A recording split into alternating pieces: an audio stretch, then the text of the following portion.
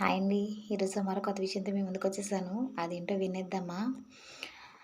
నలుగురికి మంచి చెప్పే మనం ముందు మనం కరెక్ట్‌గా ఉన్నామో లేదో చూసుకోవాలి. గురువింద పూస నిజానికి తన కింద నలుపున్నప్పటికీ నేను చాలా ఎర్రగా ఉన్నాను అని చాలా సంబరపడిపోతూ ఉంటుందంట.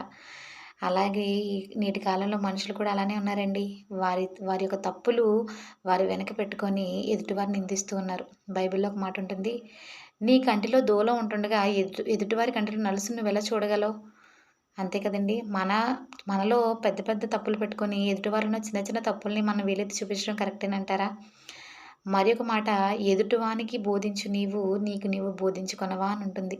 అంటే ఇతరులకు చెప్పే మనం మన దగ్గరకొచ్చేసరికి ఆ నీతులన్నీ ఏమైపోతాయండి?